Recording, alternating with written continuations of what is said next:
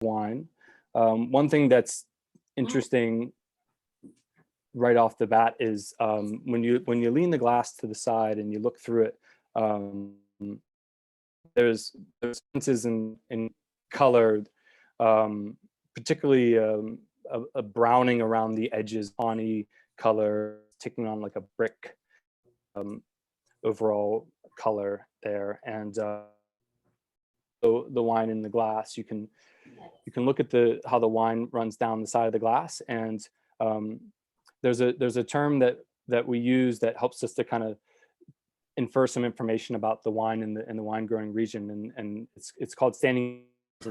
When you have when the wine runs down the side of the glass and there's a staining of those tiers, that to me indicates that there's a lot of anthocyanin content, a lot of color in that wine, and that is derivative of generally a hotter climate or a hotter, drier vintage. So Mel talked a little bit about the vintage in 2013, but to me, this seems like there wasn't a lot of anthocyanin and color content in this wine.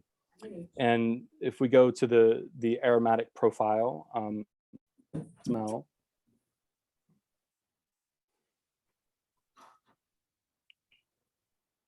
For me, I get a lot of red fruits. So like red Bing cherries, some plums, and some pomegranate. But it's also kind of drying out. I think you guys will away and see more what I'm talking about. When we go to the younger one, but it's not as ripe fresh, and like ripe and like juicy aromas on this wine. There's also some secondary characteristics or aromas that I'm finding, almost sauce or a Worcestershire sauce, almost kind of like a beef jerky kind of thing, which is I find often in wines that start to have age and develop those secondary, tertiary aromas. And then if we go to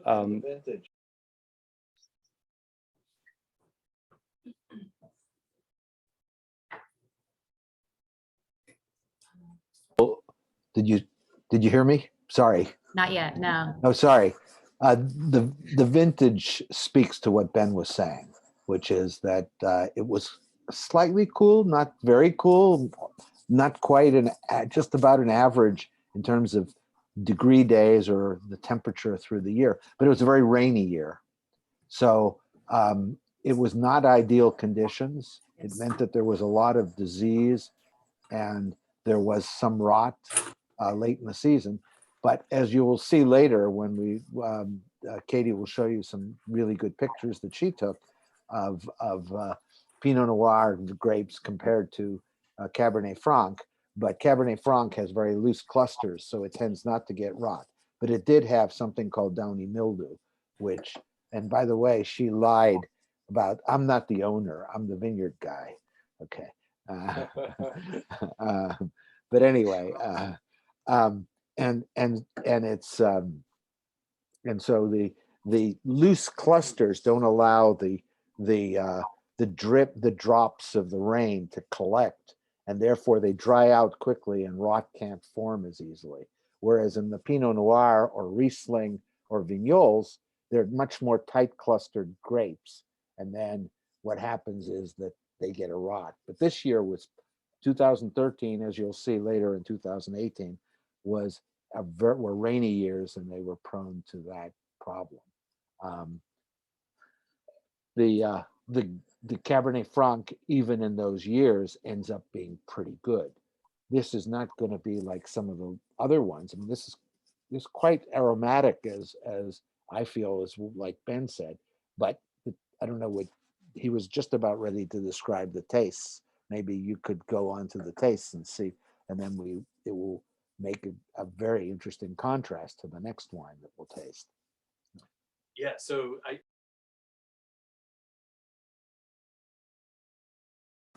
Ben, your microphone is not on. How about now? Good. So I always find it interesting to contrast the aromatic profile with what you're tasting in your mouth. And for me, when I taste the 13, I really get a sense of that tart red fruit and cherries coming through, and almost like a cranberry anise flavors. And it's you really experience the acidity and the tartness, and that really also gives a lot of clues to what happened during the growing season, and how the grapes ripened, and it gives you a really nice idea of what's happening, and the flavors translate, the vintages translated into the. So yeah, do you guys have any comments on what you're experiencing and tasting?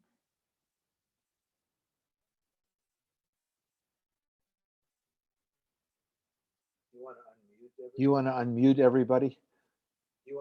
I'm only able to mute people. I'm not able to unmute. So if you're gonna speak up, go ahead and unmute yourself. Oh, okay. Hi, Mel, it's Maria. And now we're unmuted. Okay. Yeah. Hi, Maria.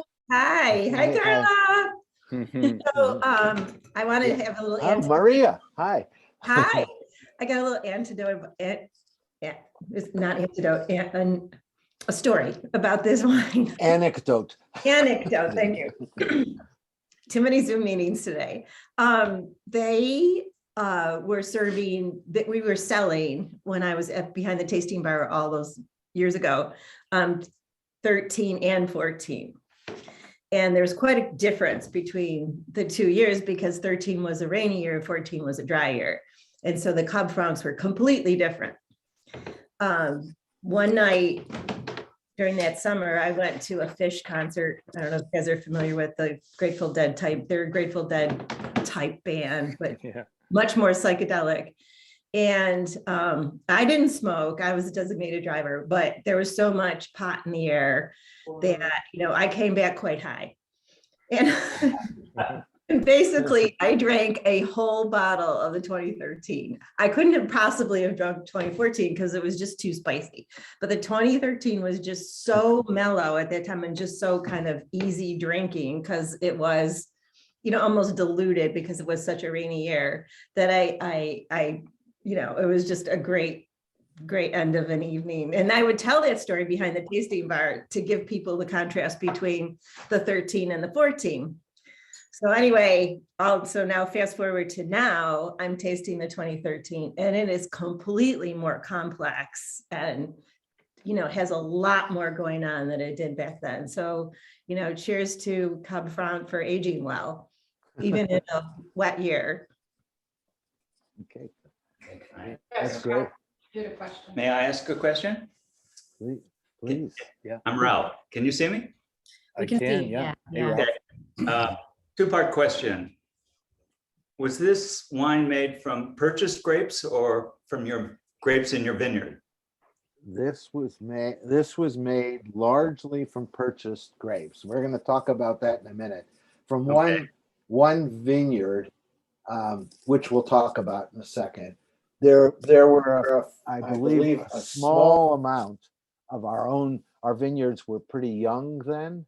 So there was a small amount that was also from our own vineyards. Okay. Second part of my question is, since this was not a great vineyard, great vintage, a lot of rain and so forth, how is it that you got up to a 13.9% alcohol content in this wine? There has to have been a lot of sugar. We do not capitalize for Oh, natural. It's natural. The sugars were, I'm just looking for harvested sugars. I mean, the alcohol is pretty high, as you say. I don't have the data in front of me for what the harvest bricks were. It was harvested, it wasn't harvested very late. So September was quite sunny. October got rainy again, but September was quite sunny. It just must have accumulated enough sugars to because we do not add sugar to get more alcohol. Of course. So not of course. I mean, there are many. In fact, they do that in the Burgundy region extensively for Pinot Noir, because it's hard to get a lot of sugar in the Pinot Noir. But we don't do that. And we have some years where our Cabernet Franc or our Rieslings can have in the 10s. We had one year where it was even below 10, which it's one of the years where we'll get to the, which we're tasting to the Cabernet Franc. It's not 10, but so it's a good question, a very good question. How, with a kind of an average, not very warm year, how did we get to 13.9% alcohol? It's a very good question. I'm seeing a raised hand from Jonathan Cart. Do you have a question? Yeah, maybe you're going to talk about this when we taste the 2020, but I noticed that the first three, or the oldest three, were all aged in wood, and then the 2020 was in stainless steel. So I'm just interested to hear a little bit about your choices about the aging vessel in this year and other years. Well, I can speak of that the past, and then Ben can comment. We've always believed that that wood was good for aging reds, Cabernet Franc particularly, because it allows the wine to breathe, and it adds, oxygen. It gives it some complexity, and it ages it a bit. But we do not like to use new wood. New wood would give it flavors of oak, and we don't believe that Finger Lakes Cabernet Franc really stand up to all those flavors. We want the fruit to speak. We want to taste what the fruit is like. So unlike certain other regions where they ripen it extensively, and they have and probably Ben can speak better to this than I can. So, and 2020, the reason was clear why we chose stainless steel. But go ahead, Ben. So there was an issue with the yields. We just had such a small amount that we decided that we were going to put everything in stainless steel, as opposed to going with the oak aging. And it's an interesting experiment, because we get to really see, without any influence from oak at all, what our vineyards are producing at its purest form. So this is a very good representation of what our estate grown Cabernet Franc looks like, without any kind of exterior influence from oak or any other kind of vessel. All right, I'm seeing one more question from Loretto Canfield. Your microphone is still off, so if you can unmute yourself. Sorry. That's all right. I'm curious about the color. It seems like of the 4 tasting bottles, this was the wine that was the lightest in color. 2020 is darker. 2018 is also a little bit light, but 2016 is darker. Is that due to rain, or is that some other factor? Yeah, so good observation there. So rain could have been part of that, particularly when it comes to maturation. So the molecules that are responsible for color in wine are a group of polyphenols called anthocyanin, and they're dependent on heat and sunlight. And so in years where there's not a lot of sunlight or really good climatic conditions, we have a lower amount of those polyphenols in the wine. So the resulting wine is a little bit thinner on color. And then as we noticed on the 13, there was kind of that the change in color. So when you compare the 13 to the 20, the color density, but also the quality of the color is quite different. So the older wine has more of that red brick kind of tawny color, particularly around the circumference of the wine on the glass. And what's happening over time is that the anthocyanin, the color molecules, and the tannin molecules come together, and they end up falling out in the wine. And often, sometimes when you're drinking an older wine, you'll find some sediment at the bottom of that bottle. And that's what that is. So it's actually the color of the wine precipitating out. So we start to see like an evolution of the color in the wine, and that's also why we experience the wines becoming softer on the palate, because those tannins are starting to fall out and precipitate out. Thank you. I'm You're gonna open it up to one more question, and then we're gonna keep going with our presentation, because we have 3 more wines to get through and a little bit more structured knowledge to share before we open it up to full open discussion. But Martin Knott, you have your hand raised. Would love to hear your question.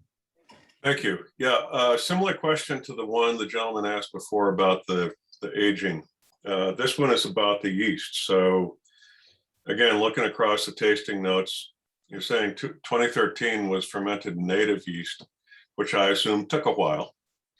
And then the next 2 years, they were aged for 10 days, 9 or 8 days. Yeah, 9 days and 10 days. No description of fermentation time or yeast on the 2020, but as we go through this, could you talk a little bit about that? I mean, I guess I'm under the impression that fermenting with native yeast is going to have some impact on the end product.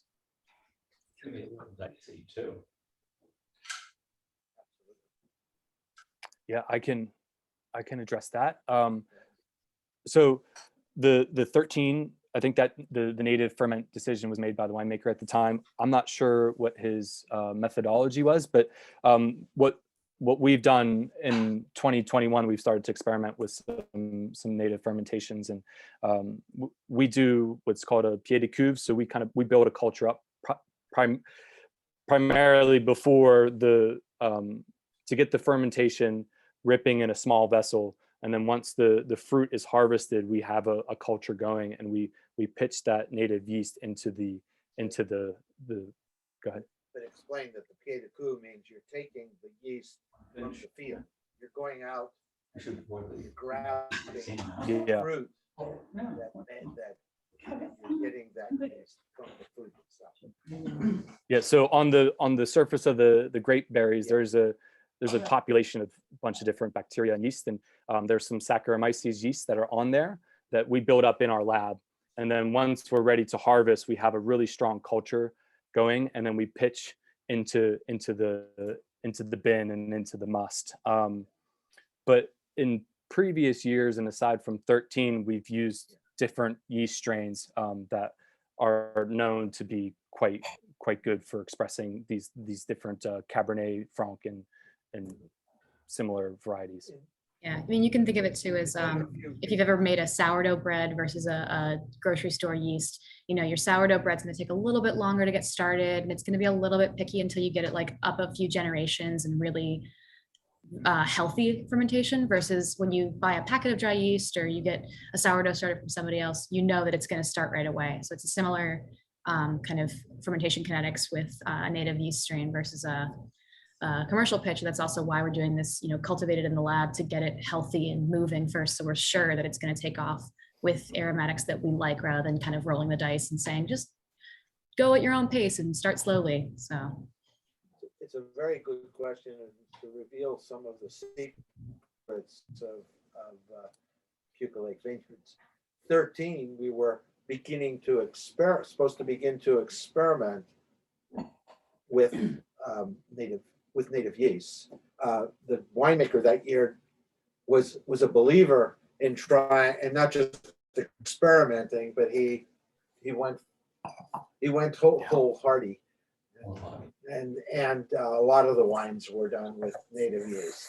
Subsequently, we've gone back to using yeast that we get, but most of the yeast that we buy are yeast that have been gotten from the vineyards, and they've got them from the vineyards, and for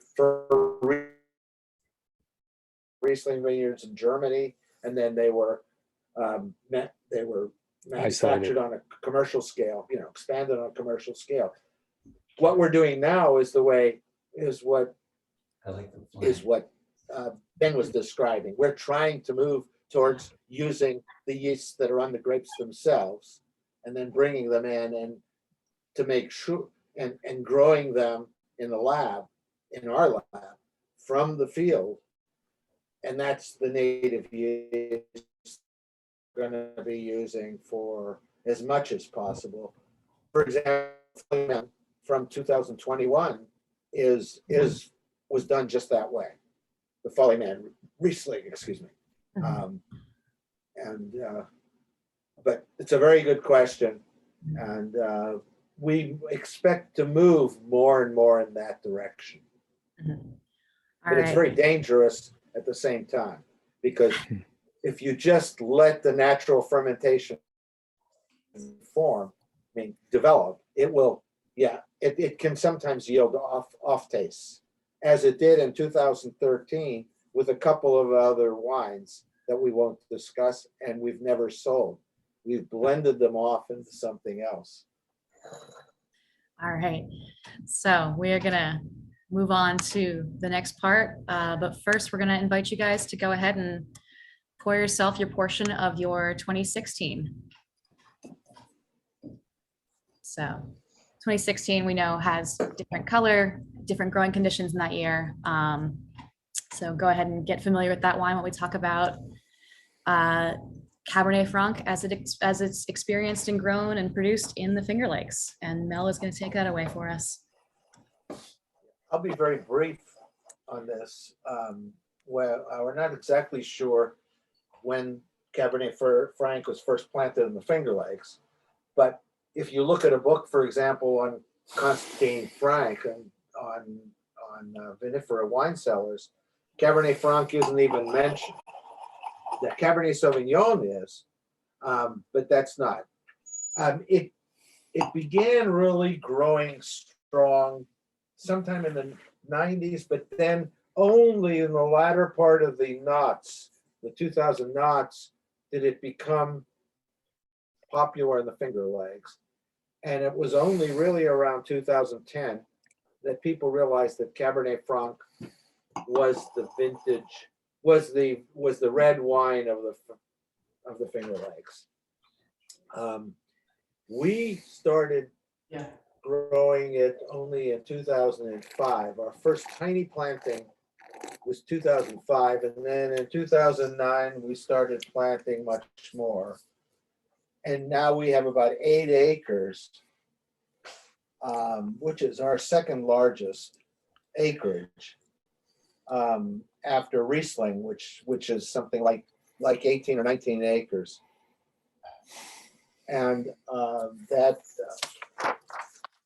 those are mostly babies, and we hope babies or toddlers. And we expect that in about 3 years we'll have a good production of our own Cabernet Franc. We're hoping to have many hundreds of cases of our own estate Cabernet Franc.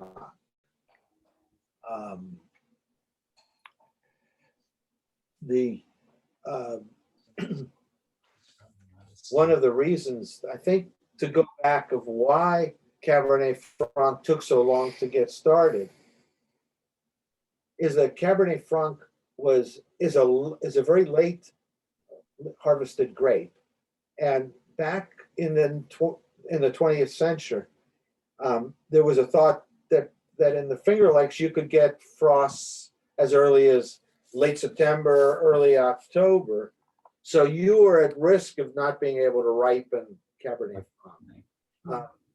Likewise, if you had less ripe Cabernet Franc, unlike Riesling, where you could get delicious Riesling, even if it's not super ripe, in Cabernet Franc, you would tend to get some off flavors, like earthy flavors, a very heavy dose of bell pepper.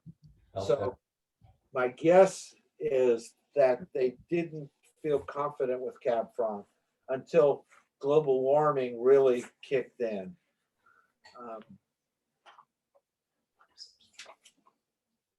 2016, I think, you want to take over, Ben? Yeah, so we can go ahead and give this wine a smell and a taste, and maybe go through the wine together. I think that would be fun. And just to kind of look at the technical data, just very briefly. So the first wine had a pH of 3.48 versus this wine has a pH of 3.63. So that's just a measure of acidity. So that first wine was much more acidic than this wine that we're drinking now. And you can really feel that on the palate. And that's due to vintage variation and ripeness. And I think that ripeness shows through in the aromatics. So when you're smelling this wine, the fruits, the red fruits in there, there's red cherries, but you also have some like black cherries and ripe plums, and it's a little bit more towards the black fruit side, and there's a little bit more tannin. There's more color in this wine. So the vintage in 16 was such that the anthocyanin and polyphenol content in the grape berries was a lot higher. The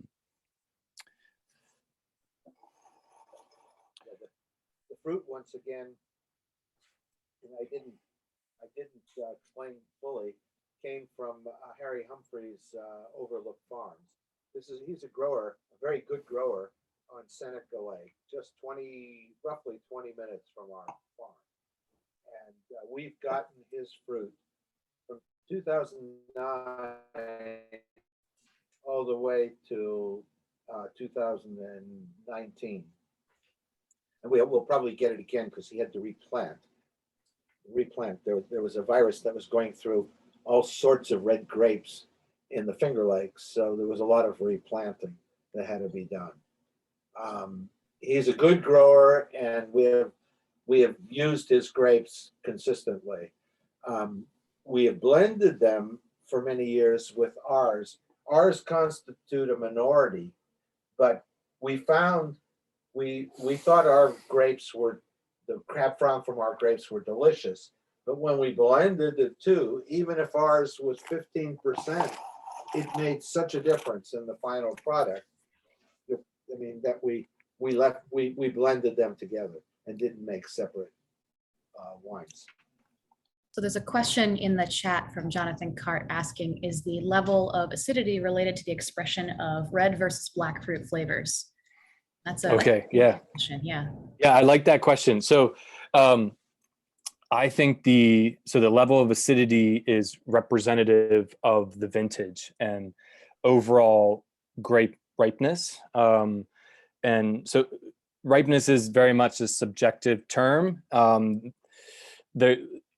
winemakers, we have certain goals that we like to meet. So for example, Cabernet Franc, I'm very happy if I have a pH of 3.65 and a certain number of total acidity and a certain number of sugar in those berries, and that to me is what I'm comfortable with, and I know that represents and it's into a wine that ticks all the boxes for me. And we use the chemistry to determine pick dates, but we also are in the field and we're tasting the fruit, and we like to use both of those bits of information to help us choose when to pick the fruit. That being said, often we don't achieve those target chemistries, and we have to pick a little bit earlier with a little bit more acidity, a little bit less sugar, and that's generally due to the vintage variation and the climatic conditions in that year. So in regards to the red fruit and black fruit, that's also related because as we achieve optimal ripeness, we start to develop these different aromatic profiles, a little bit more black fruit, a little bit less red fruit. I always kind of associate acidity with tart red fruit. And like when you drink we drink a big Napa Cabernet Sauvignon, you're not going to be tasting cranberry or red cherries. You're going to be tasting that blackberry, black cherry. I mean, they have no problems achieving certain levels of ripeness, and that influences flavor. So acidity is very much related to the flavor profile, particularly when it comes to red and black fruit. Hope that answered your question. And then so I think that kind of touched it to the climatic influence. on the flavor profile expression of Cabernet Franc. Ralph has his hand up again. Ralph has his hand up. There's also 2 questions in the chat as well. Yes. I think the next question from Ambika, which is interesting, is can you talk a little bit about the climate influence on this particular grape? So not grapes in general, but specifically Cabernet Franc, and I guess how this climate and cool climates in general affect the flavors. What comes to mind, at least to me, is kind of, we're talking a little bit about green pepper as well. And Ben, I think maybe you can elaborate on where these green pepper aromas come from and what Finger Lakes growing conditions mean for, fruit characteristic versus kind of more vegetal characteristics. Just briefly, green pepper comes from 2 factors. One is perhaps the underripeness, but the other is it's genetic. There's been research that was done in Bordeaux to show that certain Cabernet Franc clones have more of the flavors of the bell pepper than other clones. This vintage, incidentally, and I think I'm not answering the question, maybe Ben can answer it directly, but this vintage was an drought vintage. We even had some real drought conditions where we began to see wilting on some gravelly vineyards, particularly in some Riesling. Fortunately, we got some just the right time. But if you'll notice, the harvest was in a very, very early October 4th. And actually, our own grapes were handpicked on September 28th, which is really early. Cabernet, unheard of to pick Cabernet Franc in September. But it was a hot and dry year. Go ahead. Yeah, and just to kind of talk about what Katie was saying with the green bell pepper, peppery character in wines, particularly in Bordeaux, it's considered a wine fault, and it happens in years where ripeness is lower than what we're trying to achieve. So they're like grape ripeness is inversely related to methoxypyrazine development. So as the acids drop and the sugars start to accumulate, we also start to see the methoxypyrazine content start to go down, Which is bell pepper. That's the molecule responsible for that flavor. So I do want to add to that as well. One thing that I know a lot of growers are worried about is UV exposure. And so there's a lot of leaf pulling in the early stages of this grape's development, just to make sure that those grapes are getting as much sunlight as they can to almost reduce those green pepper notes. So in years where it's rainier, you're having a lot more overcast skies, so you're not going to get as much cumulative UV just by the nature of the year. You're not going to have as many sunny days. You're not going to have as much light exposure on that fruit. So you're going to get more development of those green peppers in more overcast, rainy years. Yeah, and I think they're there kind of from the beginning, and then they just start to become degraded as the berry starts to ripen, and ultimately that vine wants to pass on its genetic material and have a lot of little vines all over the world, thanks to birds coming and being attracted by that nice sweet red berry. So that's the overall goal of that vine, is to try to make it as palatable as possible. Yeah. And like Katie was saying with the leaf pulling, which we do extensively for our red wines, if you go into the vineyard right around Aeration when the grapes are starting to ripen, and some of the clusters are hidden into the canopy and they haven't gotten any sun exposure, Aeration hasn't really started for them. So sunlight is very much influential. It's one of the direct influences in sugar development and all the color and the tannin, all those characters that make these wines great. All of that is influenced by the climate.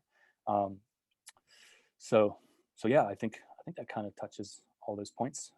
Maria's question about the wines being aged on Lease. So the wines are aged on fine lees. So what happens during the fermentation, the wine is fermenting on the skins. We off the juiced wine into a tank. We allow all to come down to the bottom of the tank, and then we do what's called a rack, and so we pull the wine off of that. And then the wines will go through malolactic fermentation, and those lees are generally left in the barrel, and we'll stir those around for a period of time, from every 2 weeks when we top the wines, and that helps to build body and to round out the wines a bit. It's often utilized in white wine making as well. We've got a raised hand from Ralph Laurie. So one last question before we hop on to the next. It was partially answered, but Okay. Lease aging unique to this vintage, or do you do it with every vintage of this wine? You mentioned it specifically in connection with the 9 months of lease aging. Yeah, so Ralph, there's always going to be some lees. So generally, this varies around the world, but when the wines are in barrel, they'll stay in barrel for a period of time. So when they're young, they're in barrel, they might stay in there for 3 to 4 months, and then we'll rack the wine from that barrel into a fresh barrel. So we'll slowly clarify those wines. So it's a slow process of refinement. In Bordeaux, that happens pretty regularly every 90 days. So every 3 months, they're doing what's called a souterrage. It's a little bit different process than what we do in the United States, but they're essentially removing the wine from whatever sediment, which is often lees, that's in the bottom of that barrel. So there's always going to be some level of lees in the wine, but we tend to have a lower interval of racking. So we'll probably rack one time during its maturation, and then we'll rack again right before bottling and get that wine ready. But we benefit from having that lees contact and having that, getting some roundness. We get a little bit of antioxidant protection from lees being exposed to the wines as well. That also helps us, keeps our SO2 levels down. And yeah, I hope that answered your question there, Ralph. Yeah. All right, really good questions so far from everybody. Really appreciate the thoughtful discussion. We are going to hop into a little bit of discussion about winemaking, and specifically oxygen in that winemaking process. So if you want to go ahead and pour yourself your portion of your 2018, so we can jump into the next topic and take it away. So this is a little video just to start us off. We're going into technique, but this is a video that Ben, you took when you were in, right? Yeah, so this video was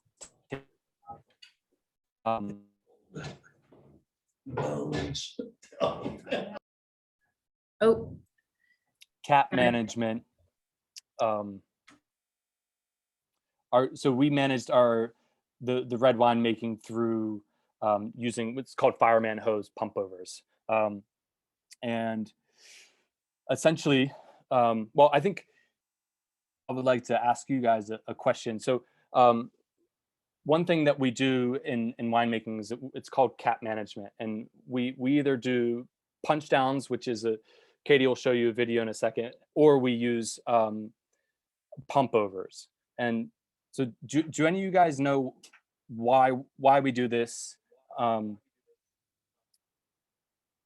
do you know what this method is used for? And anyone can chime in. Free to chime in if you guys want to just answer that. Aeration? Yes. Aeration, yeah. So why is aeration important in winemaking? Because sometimes you know when your wine sits out for a day or two, it starts to go bad. So why is it important in the winemaking production? Okay, so there's a couple reasons why we do that.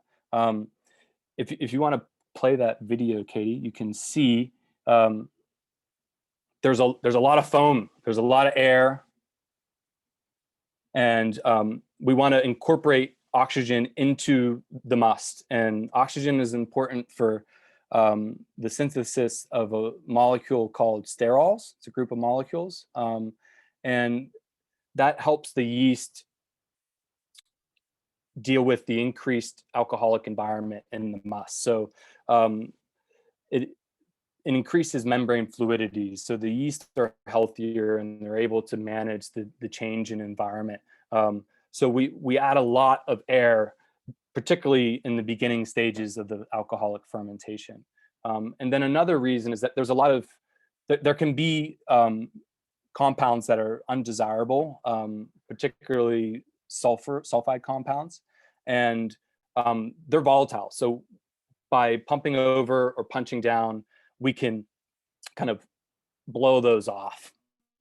Sometimes when we come into the cellar, you can smell a tank that has some yeast stress, and what we can do to manage that is by doing a pump over. So often that can just blow off. So that's one reason oxygen is definitely important in early stages of alcoholic fermentation.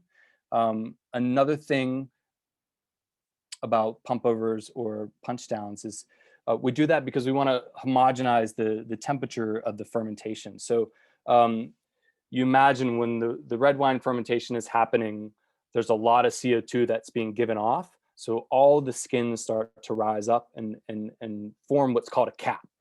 And if you stick a thermometer in the cap and you stick a thermometer in the must, there's often about a 10 degrees difference. So what we want to do is mix that tank up, break the cap up, mix it up, because there's temperature ranges that yeast function, kind of like humans. You know, if we have a temperature of 103, it's not very good for us. So we don't want to exceed about 80 degrees Fahrenheit. So most of the fermentations in red wine making is between 70 and 80 degrees.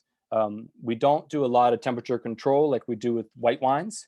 We manage the temperature by doing pump overs. And another thing is that's important that isn't always really evident is that there's a lot of potassium in the skins.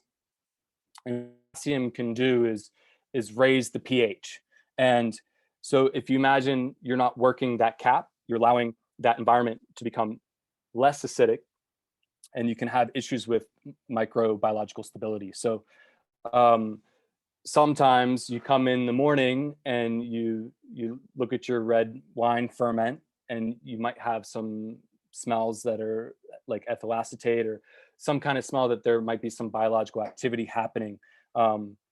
And those are aerobic microbes. So what we like to do is we mix that up, disperse the potassium, and also in a sense drown out the aerobic bacteria. So get them into solution, and usually that's enough to reduce that smell or completely eradicate it. So yeah, that's a little lesson on pump overs. And I think typically in the Finger Lakes, most people are doing punch downs. We've started to do pump overs here at Cuke Lake Vineyards this past year, and we really like it. We like the effect that it's having on the wines, and we're really excited about the difference in style from pump versus. And we can kind of show too, we have some video of pump overs that we do at our winery, as well as videos of pump overs done at other wineries. So you saw the first one, which is that fire hose, really aggressive, high flow in Napa. And Ben had one more of these very aggressive. This one is, incorporating a lot more oxygen just by the fact that it's spraying out so much and really getting that surface area contact. And these two are both of our 2021 Cabernet Franc pump overs. And you can see all of that foam, all of that very bright pink color, all that oxygen is kind of getting like mixed up and whipped in to the wine as it ferments. Yeah, and there's one more important why we do pump overs and punch downs. Does anyone want to take a crack at it? So it's for extraction, color, tannin, the things that make red wines great. We want to extract all the good things out of the skins. All those qualities are coming from the skins. So there's a strategy to that as well. So we often work the cap really intensely in the beginning, and then as we start to see alcohol build up and get in higher concentrations, we start to slow down, because the alcohol will act as a solvent, and we can start to extract too much tannin, bitter tannin, drying tannin. So we try to manage that and have a strategy for each grape variety when we go into work in the caps. That actually leads into the next question in the chat that Ambika asked about hearing about wineries mixing a use of punch downs and pump overs and not using all one or all the other. So why would you use a mix of punch downs and pump overs? So that is a good question. I think, so we would do mixes at Bryant. We would do pump overs and punch downs. I think it has to do with the incorporation of oxygen. So we would particularly use what's called a Venturi valve on pump overs in Bryant in the beginning. And this Venturi valve, it has a little side outlet or inlet for air, and you just oxygenate the wine really heavily, and that helps that start a healthy fermentation. So those kind of pump overs were strategic to have in the beginning, to have healthy fermentations. The punch downs maybe later on in the fermentation might be chosen to have a gentler effect, gentler extraction on the grape skins themselves. So I think you can achieve similar results by doing both. But the different, some slight bets from doing a pump over versus a punch down. You have to be careful doing punch downs if you're crushing seeds and skins. So there's that mechanical be disadvantageous during the fermentation when you're using punch downs, but you can be very gentle as well. We use punch downs when we're making our orange wine, and like halfway through the fermentation, we don't really even go through. We just kind of try to push the cap down and submerge it, because we don't really want to extract any more tannin. So it's a tool that you can use to be very gentle in times that you want to be gentle. Yeah. We've got a raised hand from Ralph Laurie. Did you have another question for us?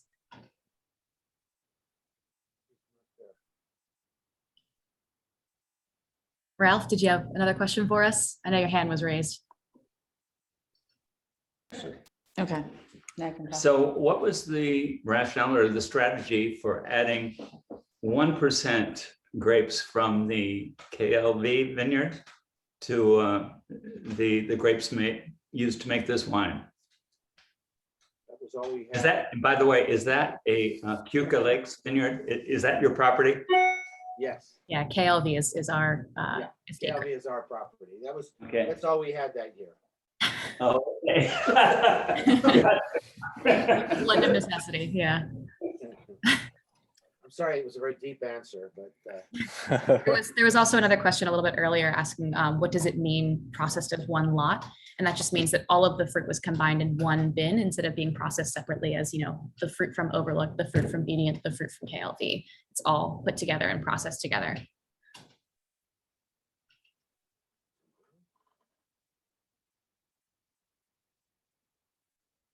Do we have any more questions in the chat? Or do we want to talk about the wine that's in front of us, the 2018 that we have all been tasting?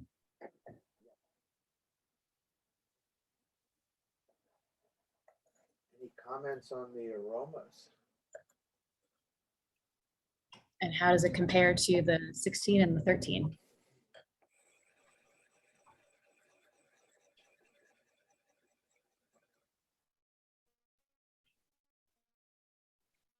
Sheila, I see some discussion, but I can't hear you.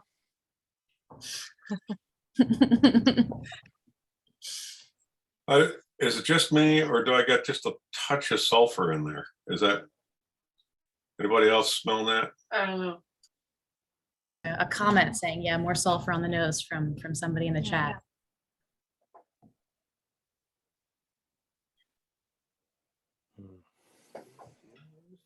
We were talking about how it tastes a lot better than it smells. Is that Francesca? Yeah, that's Francesca.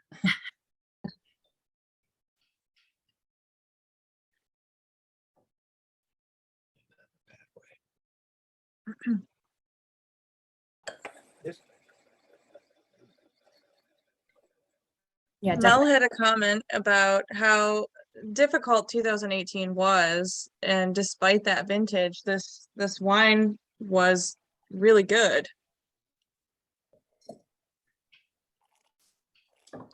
This was the vintage from hell. Yes. 2018 for most of our white grapes. It was, I mean, the vignoles and the Riesling, just, we spent three days of harvest to what would normally take less than a day, because we needed to get out all the rot before we harvested the good grapes. And the harvest and the ripeness was quite uneven. So, those were the tight clustered grapes. The Cabernet Franc, nevertheless, was fine, and we were stunned. But as you can look at the data, the final alcohol is only 11.2%. And that's a product of what Ben was talking about earlier, which is, as a very rainy season, we didn't get the sunshine and the ripeness that you normally would expect, both with respect to the color formation, the anthocyanins, and with respect to the sugars. And that's, but yet the Cabernet Franc is not only drinkable, but quite good. So one thing to think about with that, 2018 being such a wet year and 2021 being such a wet year is that if you look at, similar growing conditions, you can kind of expect almost, some shared characteristics between those years versus the hot years and the dry years, where it's going to be, different levels of ripening. So you can almost get a sense for what different vintages should taste like, at least before you've had a chance to taste them. Maria, you have a question? Yes, hi. I don't have really a question. I really like this wine. I maybe I'm just partial to these wet rainy years, but I think it has a great aroma and a nice, definitely bright palette. I love it. It's great. And I was wondering, like, remember, Mel, when we were written up in the you were written up in the New York Times? Which year was that? That was the 17. Yeah. 2017 Cab Franc So was chosen by the New York Times as their second favorite red wine for Thanksgiving. The criteria was the following: the bottles had to be below $25. The first choice was a French wine. Don't ask me, I don't remember what it was. The third choice was an Italian wine, and the fourth and fifth were Californian. But the number two, which was a 3-star, was our 2017 Cab Franc. Yeah. And when that happened, This has some similarities. This has some similarities to the 17.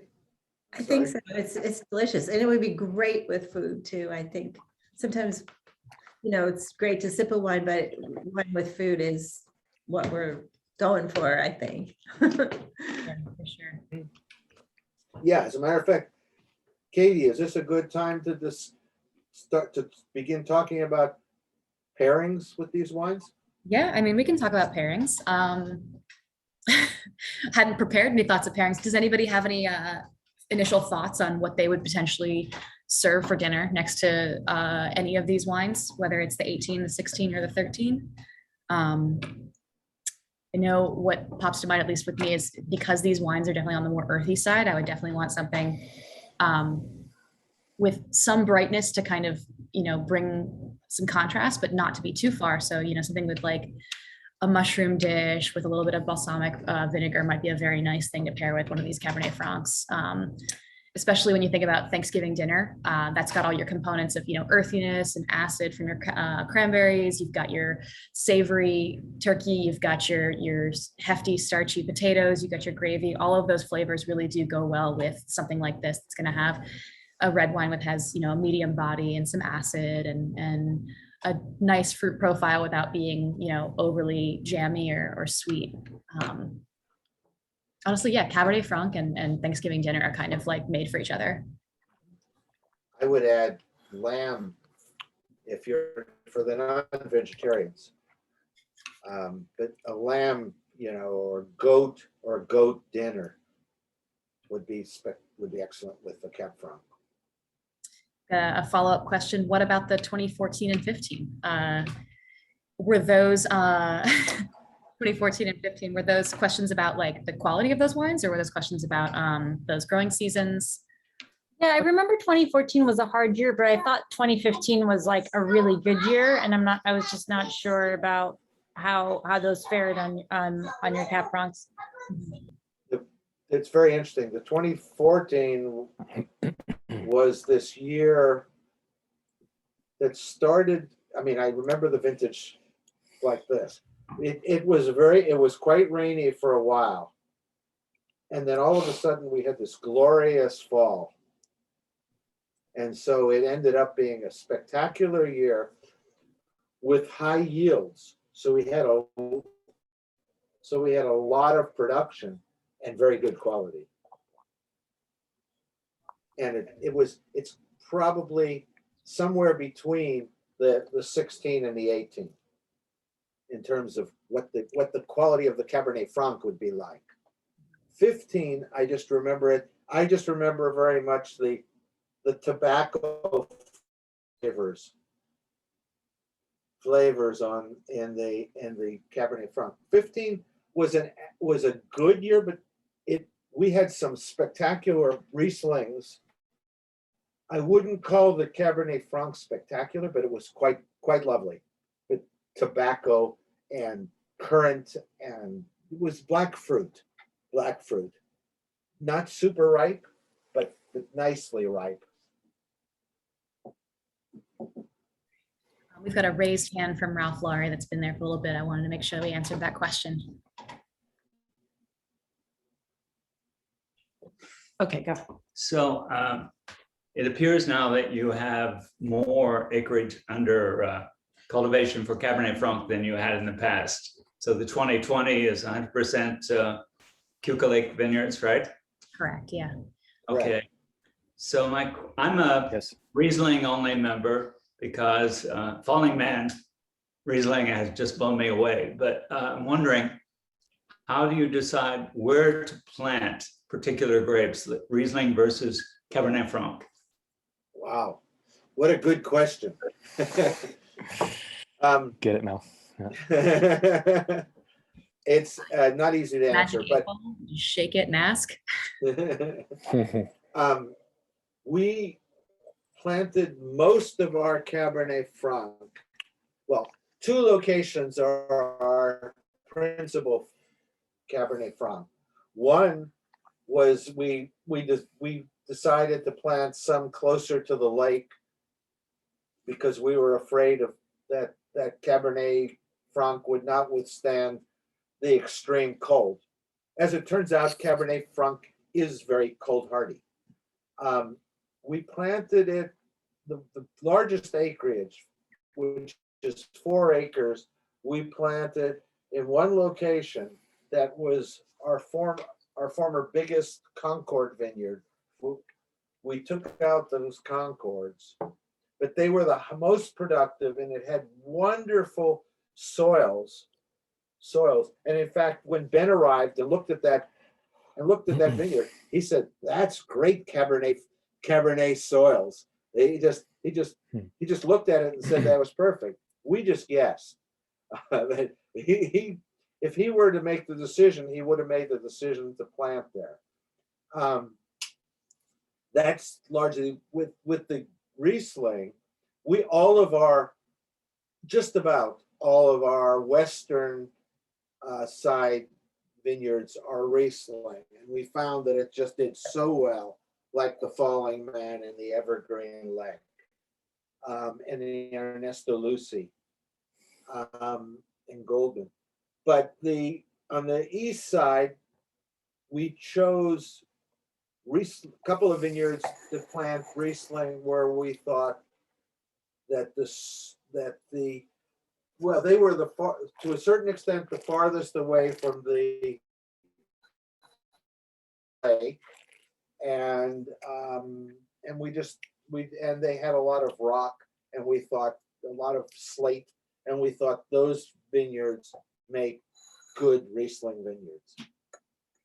While we're talking about our own Cabernet Franc plantings, I think we should jump into the 2020 just because it's already 8:15 and I know we're planning on wrapping this up at 8:30, and I would hate for us to miss out on talking about 2020 and in terms of a vintage and in terms of our own fruit and just enjoying this wine together. So on to the 2020.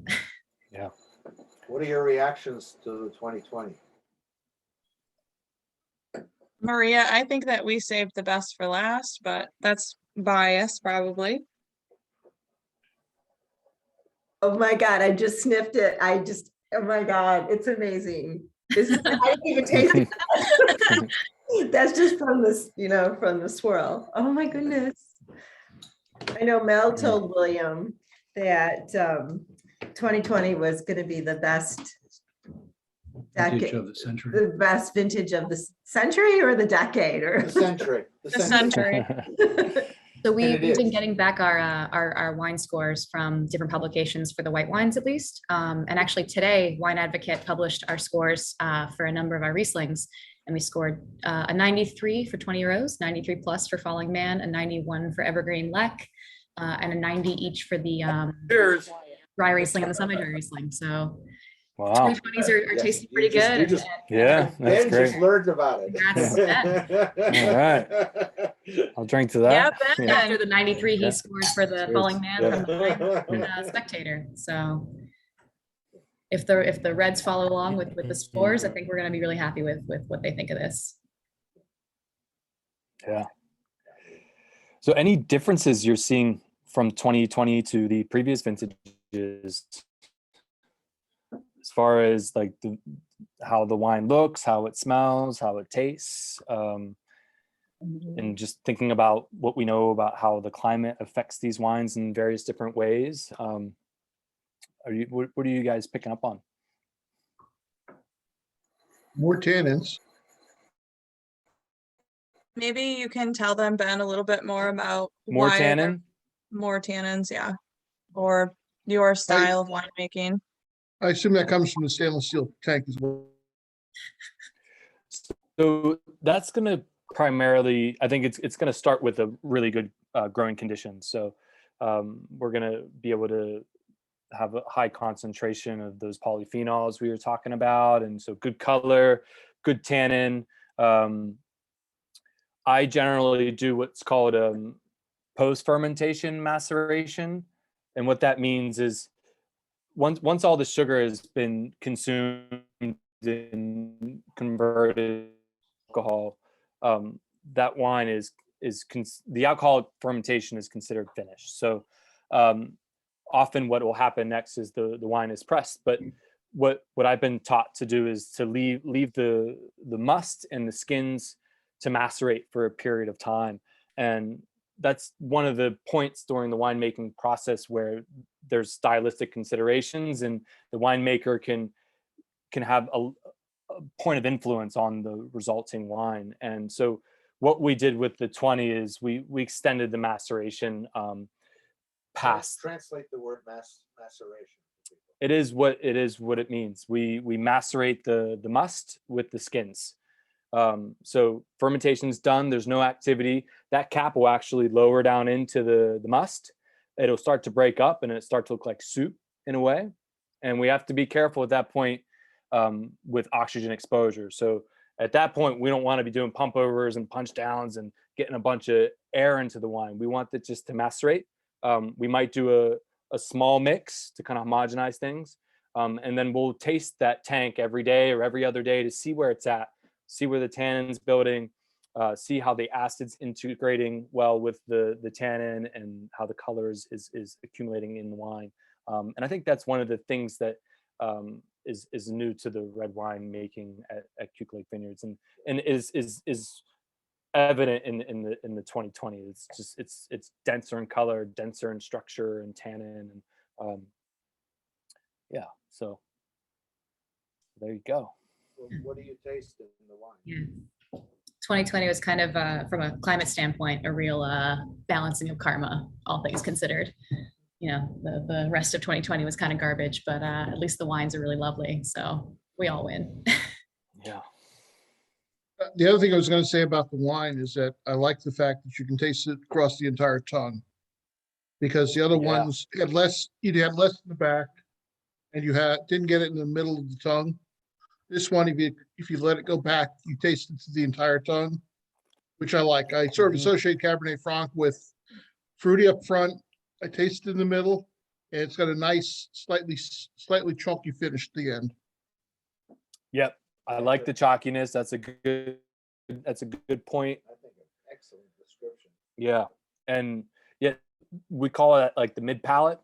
Like often we say that the wines are lacking a mid palate, but this wine you can feel the tannin in your gums, in your cheeks, and then all along your tongue. And it was a good observation there. And yeah, and like for me, the fruit, there's definitely black fruit in there. There's almost a little bit of blue fruit, some blueberry. It is much different than what we tasted on the 18 and on the 13. That was like tart cranberry, tart red cherry, bright acidity in the mouth. This is softer as far as the acidity is concerned, but fuller in flavor and in different flavor components and in tannin as well. The length goes on a lot longer than the previous wines, I think. Yeah. I have a question for everybody else, actually. There are some folks enjoying dinner, and I have to ask what the pairing that you've suggested for tonight is, and how are these wines pairing with dinner?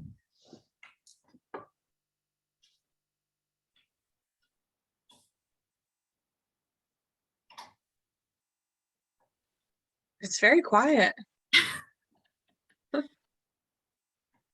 Well, here in the Midwest, we're an hour earlier, so we're having lovely cheeses.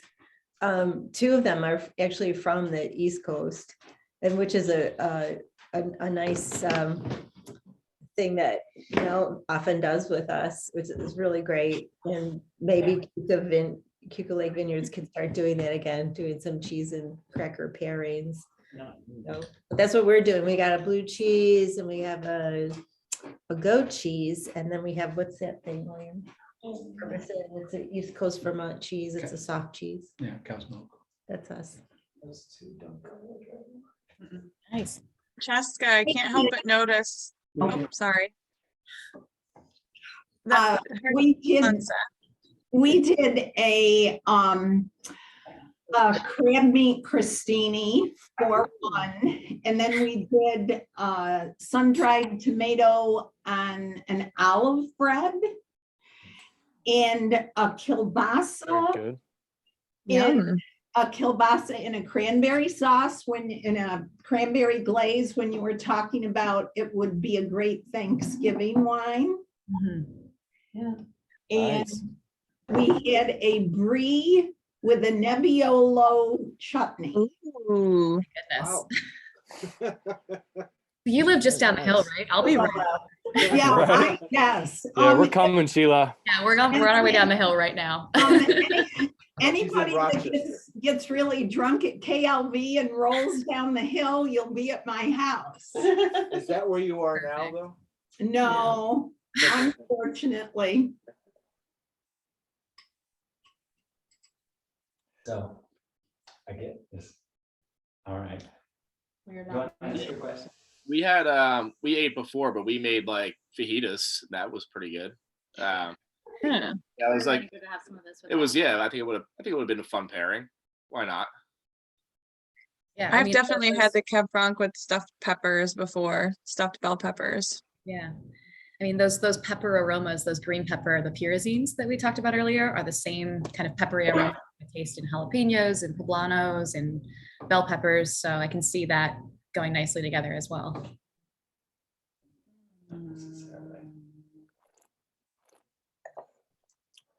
All right. Are there any further Anybody have comments any on the follow-up questions?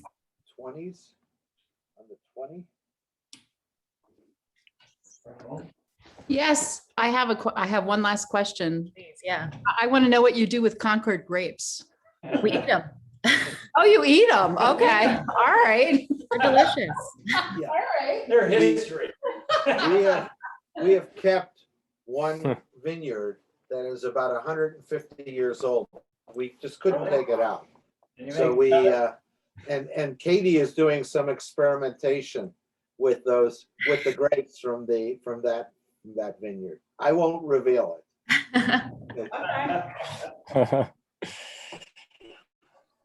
And We have Maria, some you had secrets. a raised hand. Go ahead. That's fine. Go ahead. Say, William. I was just wondering why we start in this tasting with the oldest wines first. You know, in a meal, you do it the opposite, but was it to highlight the 2020? Yes. It was because the 2000. This is the first. This is time that we're releasing. I mean, we haven't tasted the 2020 yet, and we knew it's delicious. So we wanted that to be the final wine of the tasting. But you're right. Generally, you go from newest to oldest. Can you elaborate a little bit on the shift from neutral French oak to stainless steel? Why did you do that? So that was, I think, unique to the vintage. It had to do with volume and yield. So the amount that we brought in 2020 was smaller than normal. So we decided that we were going to age the Cabernet Franc in stainless steel. Yeah, but I think for the most part we age most of our wines in barrel, and we'll probably move to larger barrels. So currently we have 220, and we're going to try to bring on larger vessels. They're called puncheons. They're 500 liters in the future. So we get the microoxygenation, but we lessen the surface area of the wine exposed to the oak. So we benefit from it, but we don't have an over influence of the oak on our wines. Yeah. Got it. Thank you. Next year we expect to put on and seal more netting on our Cabernet Franc to avoid some of the losses that we've had over the past couple of years. If you get the point. Birds have eaten some of our Cabernet Franc. And the Cabernet Franc are right. They are pretty much the only grapes left. So the birds, even where we had cannons this year, we had cannons to chase them away. The birds still were not afraid of our cannons and came down and robbed us of some of our good grapes. Doggone birds. Did you look here? Have you looked at the laser technology that I spent the summers poring over at Standing Stone Vineyards, and which is managed by the Weimer team, and they put a laser device on the top of the tasting room building, which was just because of the location of it, that just sort of streamed laser beams all over the vineyards. And they did everything else as well. They had the cannon, they had the fake owls, they did everything, but They have netting there too and standing stone. they do. Yep. But the Yeah, laser it's an was- all-out war against the birds in the Finger It Lakes. is. It is. The laser, It really the laser, is. Yeah. the laser was interesting because it looked like butterflies on crack flying around the vineyard. And All right. our guests got nice depiction. our guests were highly entertained by it. So Yeah. I think the next step is getting a vineyard dog to kind of chase off whatever birds end up landing in the vines. So we'll look at a laser. You can also get a hawk. Oh, we actually have a hawk who lives just nearby and is always kind of circling on the west Yeah, side. so apparently there are people who do that, like they're like hawk trainers, but and they specifically have hawks that chase off birds for like vineyards or resorts or like whatever. So I don't know. I'm sure that's not like a big thing in the Finger Lakes. It's definitely great when people with young children come and then they let their kids just run in the vineyard. Yeah, go for it. Loud children are really good bird deterrents. So anybody who's got small kids and wants to come visit the Finger Lakes, just send your kids out in the vineyard. Let Just them loose. that's one of the best bird deterrents we can think of. Hey, Mel, any grapes growing on the old Keach property? I am. And Hi. wow. It's good to see you. Yeah, there any on the Keach property? Yeah, it's all Riesling, and now we're bringing back the Pinot Noir. Oh, yay. Good. This year, and the 2020 Pinot Noir was Oh, you're blanking out on us. I'm not might hearing. be a word or two, but Repeat it, Mel. oh, I'm saying the Pinot Noir in 2020 was also spectacular. Oh, great. And that was on and the we old are property. fortunate now to have Ben, who who was trained in Bordeaux. He did his master's degree in winemaking and viticulture in Bordeaux, and did his training with more with red grapes. So we are fortunate to have him here, and we expect our red wines to improve dramatically. no pressure. Pressure. Right. Right. I'll do my best, Mel. Well, it's My it's best. 8:30, and I think it's time to wrap up. And I just wanted to say a big thank you to everybody for participating tonight. Thank you to Ben and Mel for sharing all of that really great information. And thanks everybody for your great questions. That was a really fun discussion. We're going to send out an email tomorrow with a quick follow-up survey, just asking, a few questions, mostly just asking, what do you want to taste next? And where do you think we can improve in this? And just a reminder too, that anybody who's interested in ordering any more of these bottles, the 2020 is going to be a wine club exclusive, except for folks who participated in this tasting. So it's a really limited production wine. And as much as we love it, it's really not going to be around for very long. There's going to be another tasting coming up as well on February 17th, which is another Thursday in a few weeks. And that is going to be our Leon Mio tasting, another red wine that has been a crowd favorite for a long time. So another email is going to go out soon with those details, and we hope to see you guys there. So again, thank you so much and have a great rest of your So evening. much. It was awesome. Thank you.